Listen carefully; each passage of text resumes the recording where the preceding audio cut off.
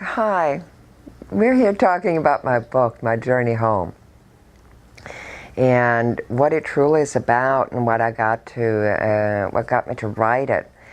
I had gone through a lot of traumatic experiences in my life, and in 1989 I had a dream actually where I was in a prison. There was there were prison bars in front of me, and on the other side of the prison bars there is a green field, and there are people walking far in the distance. And in that dream I was reaching my arms out, yelling and screaming for the people to hear me, to get me out of there. And I felt like I was buried 10 feet beneath the ground. I didn't even feel human. And it was time to take some action in my life, to retrieve me, to find my voice. And I had been married for, at that time, it was 18 years. And I asked for a divorce. So I had never known peace, and that was the one thing that was so important to me. I didn't care how I got it. I didn't know how to get it. While everybody else turned to financial security, I chose to go inward, and didn't know where I was going to end up or what was going to happen, but that is what I chose, and started reading a lot of self-help books and did a lot of healing in that respect. And then in 1997 I was woken up one morning, or in the middle of the night, at 1 a.m. in the morning, and by this bright light, and a voice, a deep masculine voice that spoke to me out of this light. What the voice said to me at that time was that I had been chosen to be part of changing history. And then I woke up and my hands were going up and down like that. I had from this time to this time. I had no idea what he was talking about. I called him God, the voice that spoke to me, and I had no idea what this was all about. I was blown away.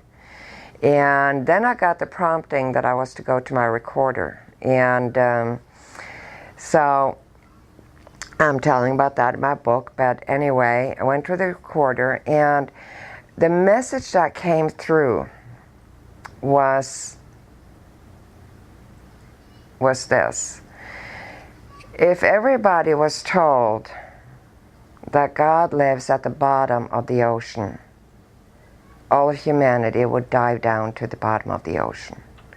If humanity were told that God lives at the top of the mountain, everybody would climb to the top of the mountain.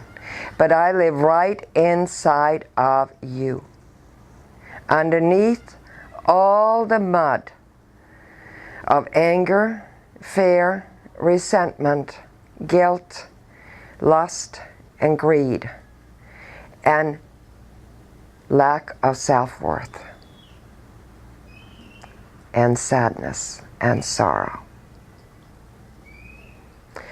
Wash off all your mud and you will find me. Well, that blew me away, because I had, it was like, oh, where do I start? How do I start? Because I literally hated myself. I hated myself. I was bitter. I felt like a victim. And I didn't know how to do this.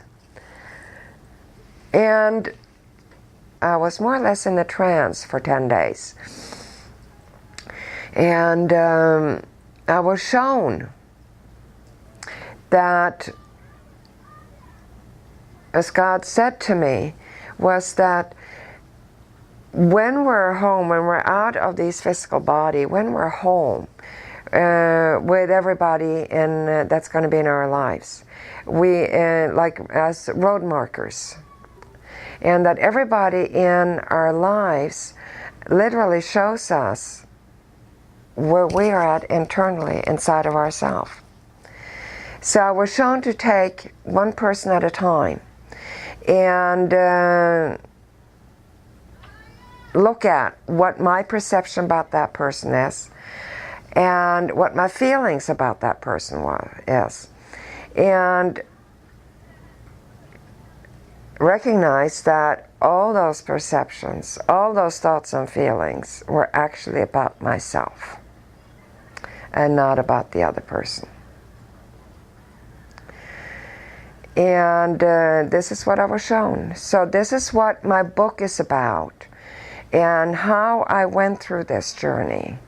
It is not a journey for the faint of hearts, but it is so rewarding, so rewarding. Because once you start the healing and once you start removing all these layers that you're covered, that we covered our soul with, you find peace. And that was what I set out to do, was to find peace and love and coming to the recognition that we all are love.